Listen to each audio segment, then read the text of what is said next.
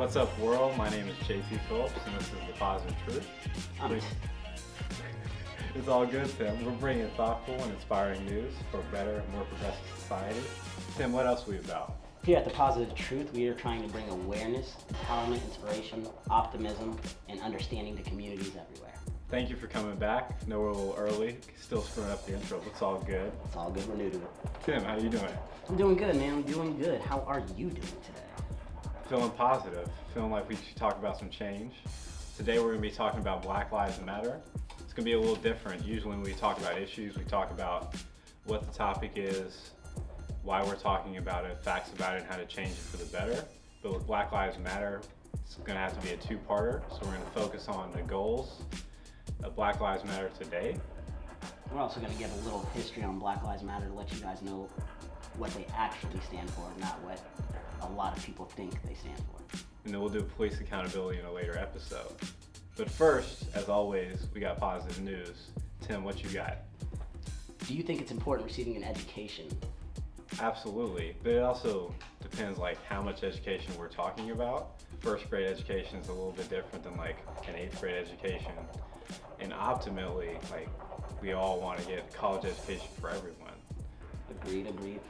Well, I have some good news here. Rihanna is collaborating with a campaign called the Global Partnership for Education that will support 250 million children across 60 developing countries to gain a better education, focusing on the poorest and most vulnerable.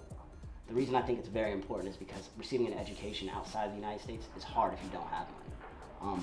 That being said, since she has such a big name with a big following, it could motivate others to get involved with providing equal education across the globe. And to me, that's very, very important considering that I believe knowledge is power. I mean, that's great, and I love that. What exactly is Rihanna doing to contribute? She's getting involved. She's bringing in money, bringing in people. What else do I have here? For education. Man, that's all I have. So basically, she's just helping the global partnership of education, like get fundraising. Yeah, she's putting a face to the nonprofit organization. She's giving them a face. In order to make money, receive money, you gotta have a face, I guess. Absolutely, she'll definitely help because she brings in a lot of money. For sure. She also thinks that education is very important as well, and that was one of the organizations that she wanted to be a part of. She said that receiving, I had a quote by her earlier, and I seem to lost the paper, but she was talking about how receiving an education was hard for her whenever she was younger, and she's one of the lucky ones to make it out of her homeland by music. But not everybody has, an ability like to sing or play an instrument or even play a sport. So her partnering up with them meant a lot to her on a personal level. That's what's up. So I got some positive news as well. Kind of amazing fact, the number of people in extreme poverty in the world fell by 114 million people from 2012 to 2013. While that seems like a massive one-year decline, and it is, 114 million people is a lot. There's only 300 million people in America. It's not even the biggest drop in recent years. From 2010 to 2011, global poverty fell by 132 million. From 2008 to 2013, it fell by an average of 88 million people per year. If that rate of progress keeps up, global poverty will be eliminated in less than a decade.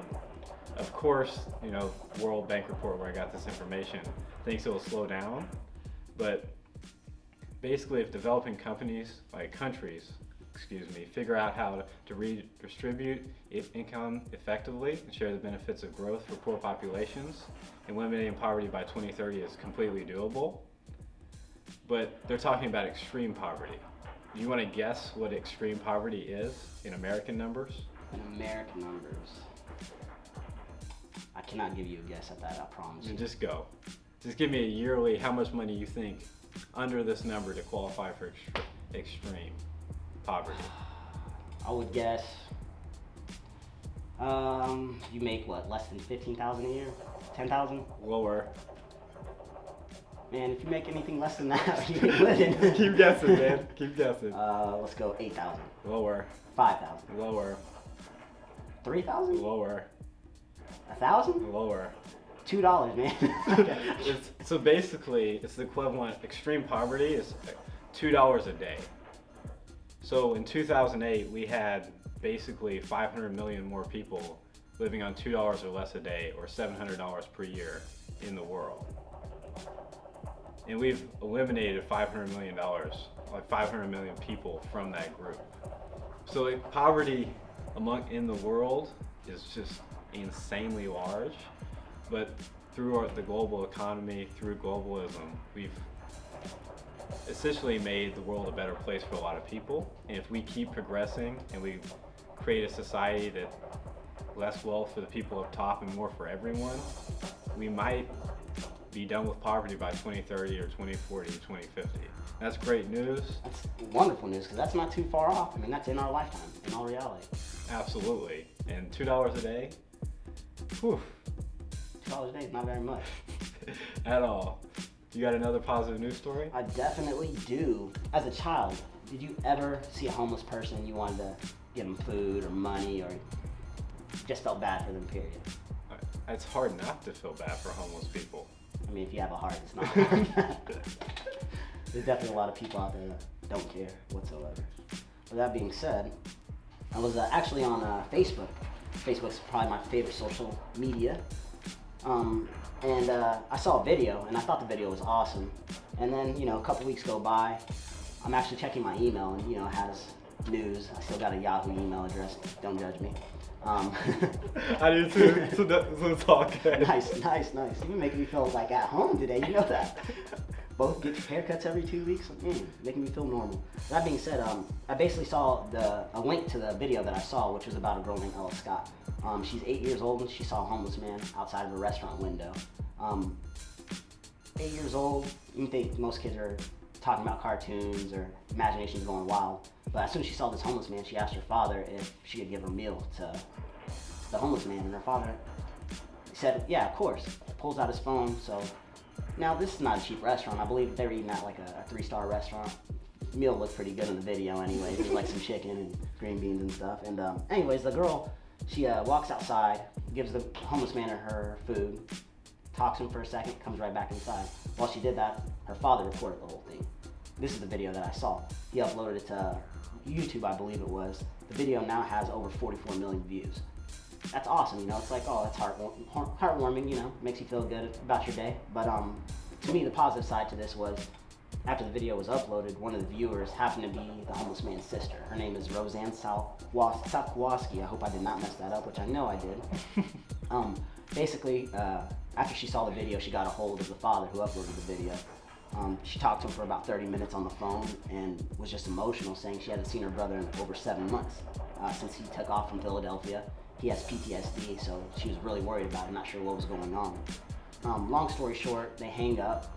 The man basically told the sister that he wanted to look for the homeless man. Well, come to find out, a few weeks later, they run into the homeless man again, and now reunited the sister with the homeless man. They actually paid for his ticket and everything to take him back up to Philadelphia. To me, the reason I think it's positive is because you don't see a lot of generosity like that anymore these days. Most of the time when people see a homeless man, we drive right past, or we may give them $1 or $2, and then we don't think about them ever again, not knowing their situation. Especially being a veteran with PTSD, this little girl didn't know that whatsoever. All she saw was a hungry person. She wasn't that hungry, so she gave him food. And to me, that's what we need. We need young leaders like that, more people to be a little bit more generous like that. Of course it's positive news. That's just one good gesture that went extremely long way. Extremely. To me, I was just like, man, I'm keeping up with this like every week. Like, man, did they find your sister? What's going on? And boom, come to find out they did. It was awesome. That's what's up. What you got for me, JP, on the positive side? Do you keep up with the NFL at all?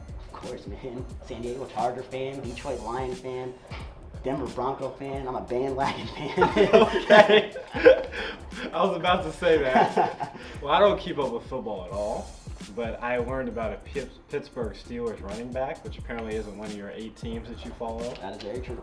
His name is D'Angelo Williams, and he announced earlier this month that his nonprofit organization, the D'Angelo Williams Foundation, will cover the cost of 53 mammograms at hospitals located in Charlotte, North Carolina, and Pittsburgh. And this is, if you don't know what a mammogram is, it's for breast cancer. His mother died of breast cancer in 2014, and his 4 aunts also died of breast cancer. So this is something that's really personal to him. He was the big football player that pushed in 2009 to get all the pink bracelets, pink cleats there in 2009. I do remember that. I played for the Carolina Panthers at the time, I believe. Exactly. I didn't even know all that. I like football, man. I'm a tiny guy, but I like football. Well, I just think that's awesome. No, it's wonderful, especially hearing something like that, how far breast cancer awareness has come from 5 years ago till now. It's amazing. Every year I run in the breast cancer, Susan G. Komen breast cancer race here downtown Oklahoma City, and every year it seems to get bigger and bigger and bigger. And to see people in the NFL bringing awareness and fighting for awareness, it's awesome. I also think it's awesome that like he's lost 5 people he's loved in his life to breast cancer, and instead of letting that hurt him, using his position and his money to help others. And that's the most commendable thing you can do with loss. Indeed, indeed. What you got, man? Have you ever received attention? I know the answer to this, but I wanted to ask. Yeah. Are we talking about like detention in like home, detention in school? Detention in school. Let's like in high school, middle school, even elementary school. Do they have detention in elementary school? Not one I know. I don't think so. I got plenty of phone calls to my mom, but not in elementary school. Middle school and high school, yeah, I know what detention's like. Yeah, I've definitely been in detention. Why do you bring that up? That is not positive. Detention is not positive. It sounds very negative. Well, do you think detention helped at all?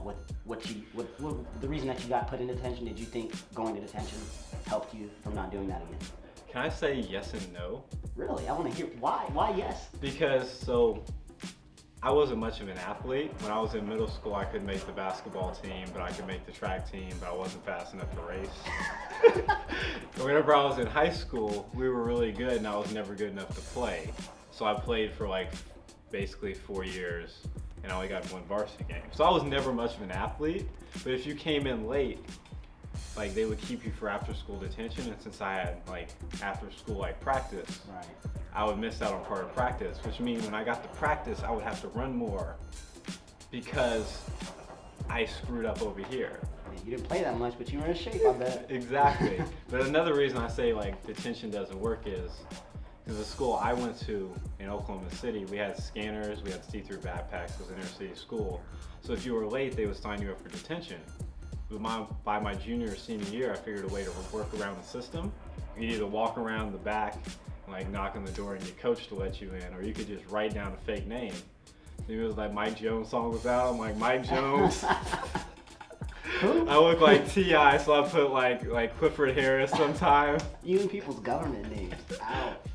So and no, it didn't help me from like being late. The only deterrent was I didn't want to run more in practice. See, for me, detention didn't do anything for me. In all reality, I kind of BS'd it. I would go sometimes I wouldn't, and then all of a sudden I would have lunch detention, which was one-on-one time with the teacher. I mean, it was pointless. The way that I see detention, it's the biggest waste of time that we have in elementary and middle school, whenever I was there anyways. Well, I guess apparently some people think so as well, because in the elementary school in Baltimore, they're trying to change the system with replacing detention for meditation. Students who act out in class are sent to a mindful moment room, that's what they call that room, instead of detention, to calm down with breathing exercises that help reflect on their mistakes. To me, I kind of was like, I'm not all about meditating or anything like that. You know, I kind of have ADHD, so I'm moving around all the time. Like, I'm not about to sit here and think about what I did wrong. But at this elementary school, they didn't have to issue a single suspension last year. And on top of that, a lot of students say this program has helped them focus during tests, avoid fighting with their peers, and even keep calm at home with their parents. So that being said, I think we may have to adjust the way that we do this in Oklahoma, in Oklahoma City, because right now, everybody I know that takes detention isn't doing anything wrong, or isn't doing anything for them. But this right here, just doing it in one school, it's made other schools adapt this program, and they're seeing a positive outcome in their children as well, which grades are getting better, attitudes are getting better, problem solving is getting better. Instead of getting angry and just lashing out, they're thinking about it before they react to something, which I think is a great thing. Well, that is a great thing. So after hearing about all these great things and you're not a meditator, are you going to try it? I'm not gonna lie to you. I promise you. I tried to meditate after I read this. I'm like, you know what? I'm not having a great day right now. Let me sit down, and I mean, it actually did help. It relaxed me for a second. I definitely didn't feel as tense. And how long did you meditate? I got a good 2 minutes, 3 minutes of meditating. Yo, I tried to do it a little bit longer. It just didn't work out for me, man. Okay. So when my ADHD kicks in, I had to go run, cut the grass, do something, man. I'm struggling. We should have, before the positive news, we should have Tim meditating updates. Did Tim get to 3 minutes today? You know what? I promise you, before our next podcast, I'm going to meditate. And I'll let you know how this goes. Okay. We're going to start the podcast off with me letting everybody know how meditating went. You should just everyone's got an iPhone. Exactly. So you hit the little clock, just set it for like 10 minutes. Why are you starting that high, man? I said 2 But- minutes. You can do better than that, man. Yeah. 6 minutes. We'll see how it goes next week. Okay, I like this. Pushing me past my limits. That's what We we're need here to friends do. like exactly. We need friends like this. This is why you guys need to listen to us. This is Positive exactly. truth. Oh man, what else you got for me, JP, on the positive side? Have you ever worked in retail? I did for a good month and a half. You know, Where at? Stephen Barry's at Crossroads Mall. I know we've all been there. $13 shoes. What were they? The Stephon Marbury's? Is that what they were? Yeah, the Starberry. Starberries. That's what they were. Yeah, I worked there for a good month and a half, man. A month and a half. That didn't last very long. No, I hated it, man. I can't sit there in full clothes. Again, ADHD is coming back into the subject. It was just too much. Did you make it to Black Friday? And no, I actually quit that week. The week of Black Friday, the week of Thanksgiving, I didn't go back in. I was supposed to show up for Black Friday and they fired me because I didn't show up. So that worked out well, I guess. Well, my positive news about Black Friday, it's about Mall of America, largest mall in America, that they will be closed for Thanksgiving this year and opening at 5 a.m. for Black Friday. That might not seem significant, but the thing is, retailers have been pushing Black Friday earlier and earlier. Oh yeah, I've noticed stores by my house, it's like 6, 7 o'clock. I'm like, man, I'm still eating dinner. Like, what is going on? I'm driving past these stores and you see a huge line and then the doors opening up, people going inside. Exactly, and that's awful for the people that work in retail, because if you're gonna work from 6 p.m. Thursday till 6:10 that next Friday, non-stop, that means you have to sleep and you miss Thanksgiving with your family. Yeah, family time's important for sure. And that's just, the thing is, Black Friday deals aren't even that great. And you're just showing your... Who knows how to let them buy. Yeah, you're just showing like the person, like the stores are just showing that they don't care about the people that work there by having them miss basically Thanksgiving with their family. So the store can make a little bit more money. Instead of opening 6 p.m. Thursday, you can open 5 a.m. the next day. I remember when I worked retail, I worked at Sears for Black Friday, right? The one in the city, it's closed down now. It's on 44th and Western, right across from a hospital. So at the time, it's my junior year in high school. I'm like 5'11", 140 pounds. We were talking about weight before the podcast started. Let's pop on that. So I go in, and I get there like late, like 4:45, doors open at 5 o'clock. It's just a line wrapped around. And I walk in, and I'm just like, this is awful. I don't want to be here. And this was the year that I guess it was my senior year in high school, because it was the year the Wii and the PS3 came out. Mm-hmm. So they grabbed me. They grabbed the smallest person. Like, they put security, and like, you're gonna guard all the expensive stuff. I'm like, yo, in my head, like, this is an awful decision. I can't breathe. Yeah, hold on. So I'm in this red suit jacket, and they open the doors at 5 o'clock, and they're like, don't give anyone anything in here unless they give you a ticket. Like a receipt ticket. Right. So these people just run up and stare at me. And I'll never forget the first person. It was this older gentleman. He seemed like he was in his 30s, but he had this look. Like he was like staring at my soul. And it looked like you haven't eaten in a couple of days look. That's how he was looking at me right here. And in my head, I'm like, I've already seen people rob this place, and I didn't chase them then. Like, I'm not chasing them now.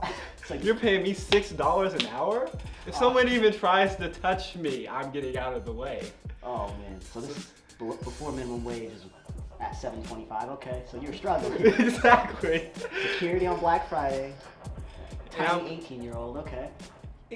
And I meant, like, I had to go to sleep at like, wake up at 4 o'clock. I had to go to sleep at like 8, so you're missing part of Thanksgiving. It's just, I would never want to do that again. That's why I don't participate in Black Friday. I'll participate in Cyber Monday, I guess, but I'm not doing Black Friday. I think it's awful for the people that work there, because I worked from 5 a.m.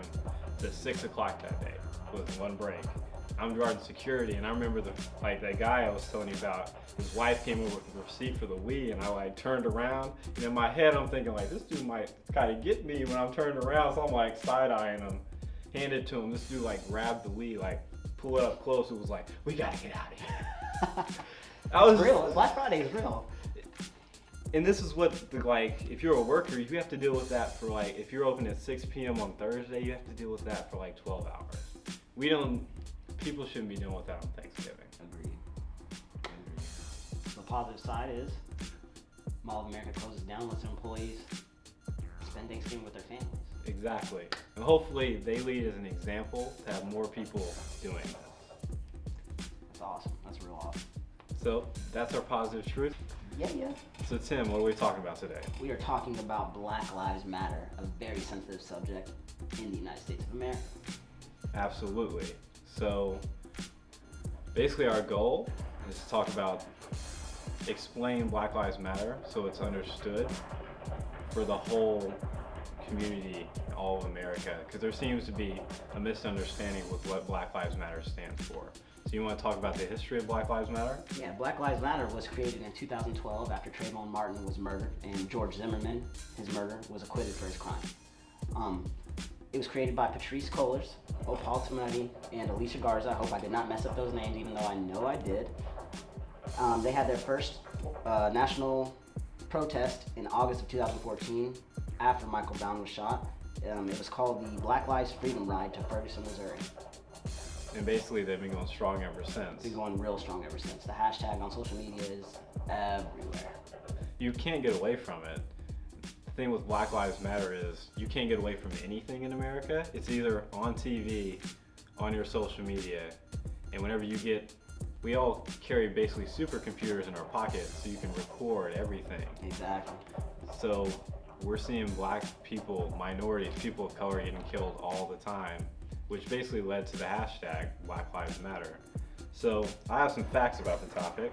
They come from the Pew Research Center, which is basically the government's main researching department, and the PBS survey. And it shows profound differences between black and white adults and their views of racial discrimination in America, barriers to black progress, and the prospects for change. For example, by large margins, blacks are more likely than whites to say black people are treated less fairly in the workplace, when applying for a loan or a mortgage, dealing with the police, in courts or the judicial system, in stores or restaurants, and in voting for elections. So basically, this is by 20 percentage points. So 70% of black Americans feel this way compared to 30% of white Americans. So I think just the statistical differences between what African American people think and white people think shows that we still have a race problem in America. And that's also shown in median adjusted income for households headed by blacks and by whites. Do you want to guess what the difference is in numbers between an average median white home in America, how much money they're making, and an average median black home? Oh man. I'm gonna say what, 60,000 a year? Is that a big difference? It's actually a really big difference. It's only 30,000. Okay, cool. So we have made better progress than that. The average median adjusted income for households headed by whites is $71,000. For blacks, it's $43,000. But that's across every barrier. If you look at college-educated African Americans and college-educated white Americans, it's actually still around $30,000. For Really? white Americans, it's $105,000. For black Americans, it's $80,000. It's a little surprising. So it shows that it doesn't matter how much the difference, like your education, there's still a gap. It's still persistent between white Americans and black Americans. I did not know that. But since we are talking about Black Lives Matter, you want to guess how many blacks showed support for the movement? Just a percentage guess? And it's not as much as I would want to believe. I know that. I'm gonna guess and say I'm hoping it's higher than this. 35%. It's higher than that. You All right. keep going. 65. See, I was gonna guess 45% after that. With 41% of blacks strongly supporting it, 24% saying they support it somewhat. The other majority is largely like, we don't know where we stand, we're 50-50. You want to guess how many white adults support Black Lives Matter? I'm probably closer to 35. 35%? It's 40. Yes. I'm in there. Round up. 40% of white Americans support Black Lives Matter. With 14% strongly and 26% somewhat supporting. So there's still 40% of Americans that feel like Black Lives Matter, they don't support the movement, which we're going to address in a little bit. Do you want to guess how many white Americans think that Black Lives Matter advocates violence? In percentages? In percentages, how many white Americans do you, in this study? I'm really bad at this guessing game right now. I'm going to guess 55%. It's 40%. With only the other 40% thinking it's a non-violent civil rights campaign. That shows that almost 50% of white Americans think that Black Lives Matter is a violent movement. Wow, that's pretty outrageous.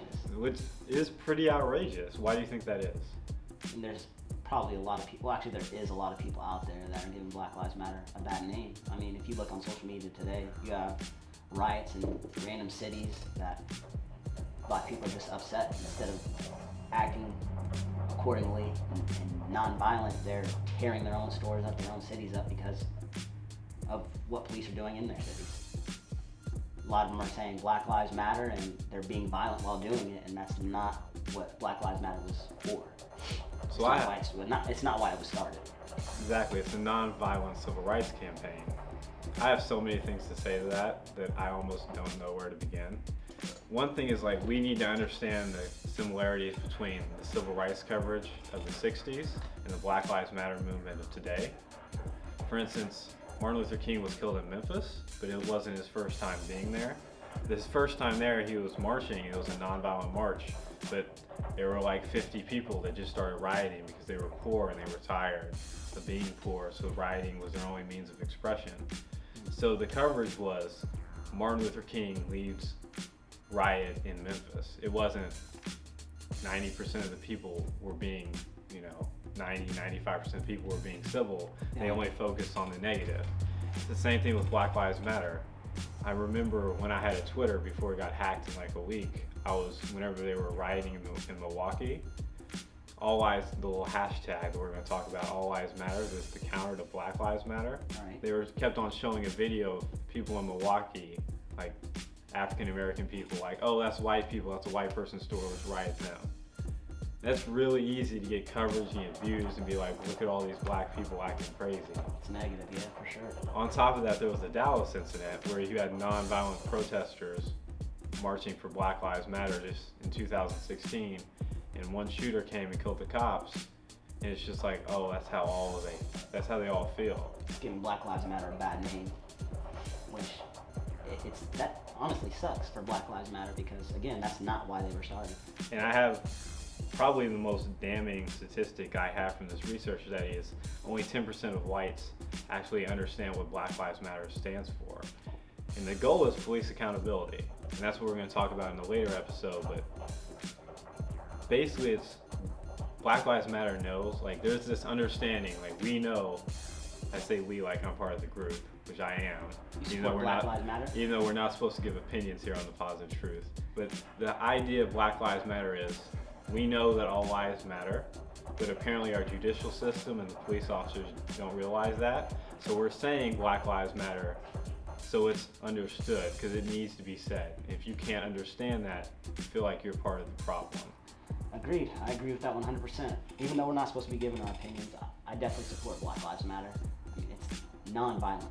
That's what I support, non-violent. I'm 5'6". I will not want to talk about how much I weigh, because it's below 140 pounds. With that being said, I'm not trying to fight anybody. I'm tired of seeing, friends, classmates, people I've known hurting themselves, killing themselves over absolutely nothing. So the fact that we have a a group of people that wanted to create a movement that was peaceful. It reminds you, like you brought on, like you said earlier, it brings up people like Martin Luther King, one of the greatest African American leaders of all time. And people are, I don't want to say Malcolm Xing it out, but they're getting real violent, real angry, real fast. And I feel like it's easy to see where the anger is coming from as a person of color. Have you ever been treated differently because of your skin color? Oh. Actually, just tell the people what your ethnicity is. I'm actually full-blooded Puerto Rican, but according to the police officers on the south side of Oklahoma City, if I'm not white, I'm not right. So you feel like you've been treated?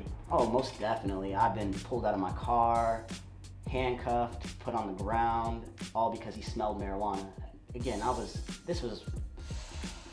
had to have been 20 years old, sophomore year of college.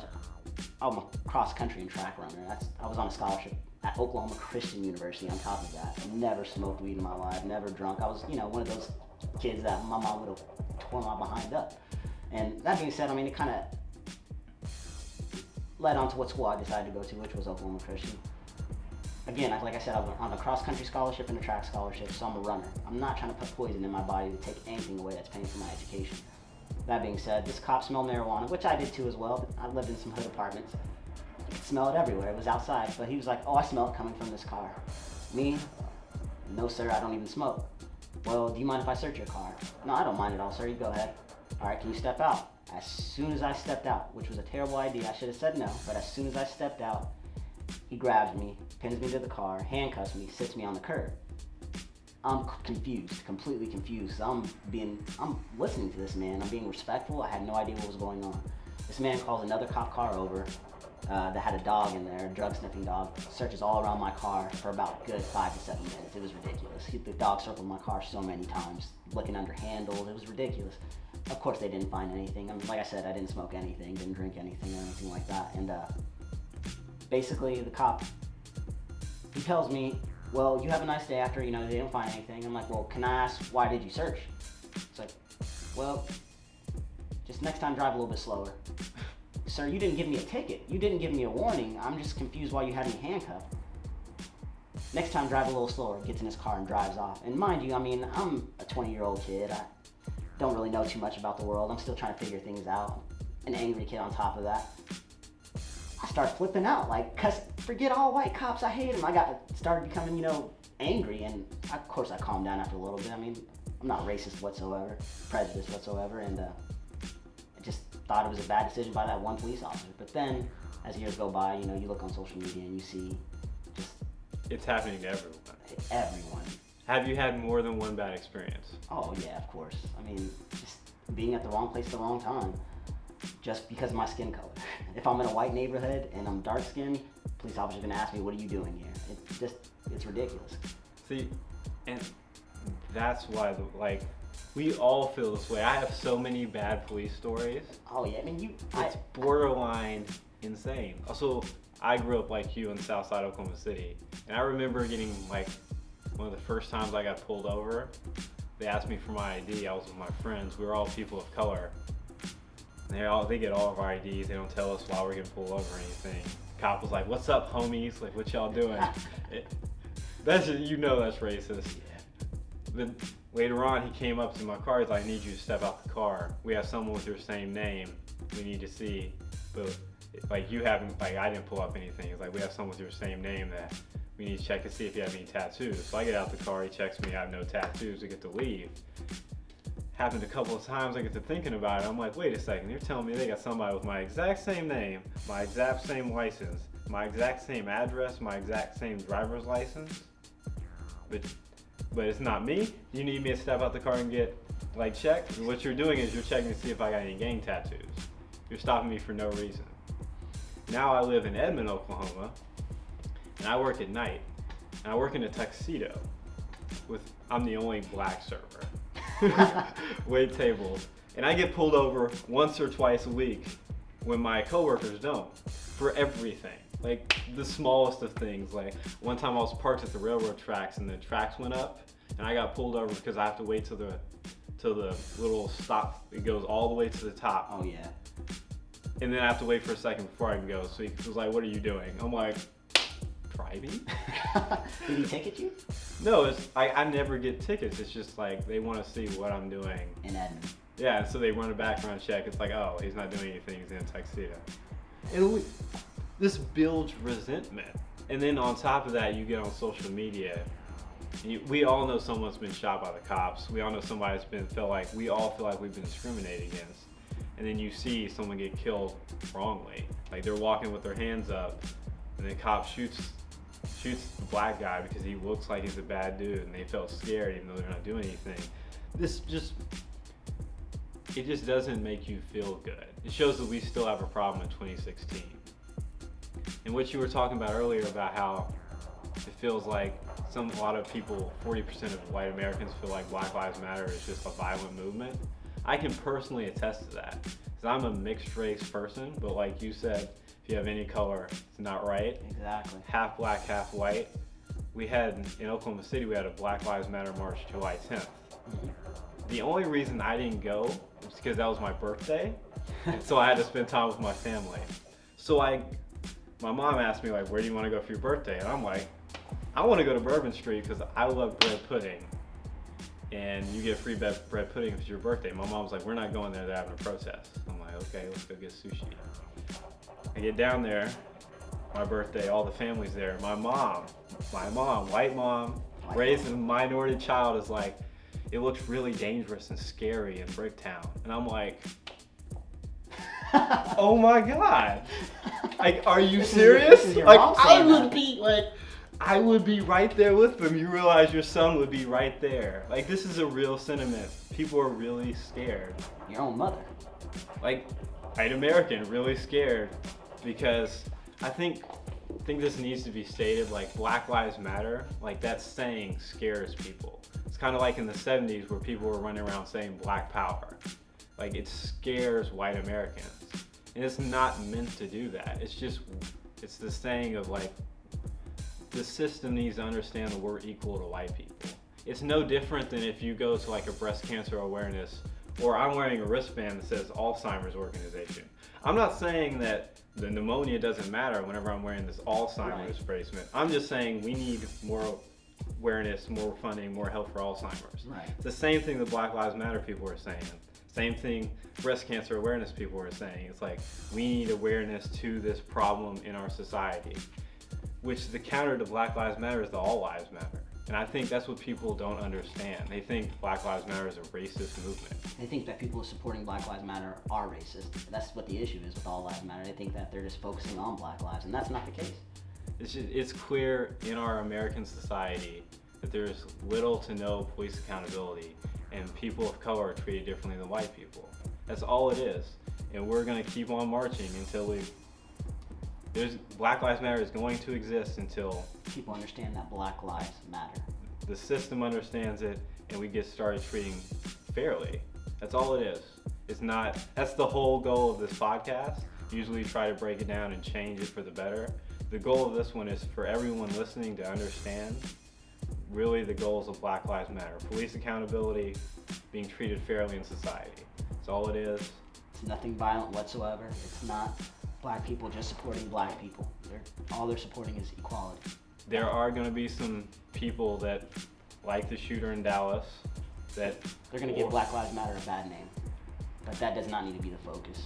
We got to quit focusing on the negative all the time, because focusing just on the negative things, it makes you forget about what positive things are going on in today's society, especially with the Black Lives Matter. Hope you have a great week. Tim. Let me finish this off with a quote. It goes actually with what we were talking about. Positive thinking will let you do everything better than negative thinking. It was quoted by Zig Ziglar. Just think on that, and you guys have a safe day, safe night. Make sure to like, share, and subscribe. Leave us a review. Tell your friends about it. Keep talking about that positive truth. Follow us on social media at The Positive Truth.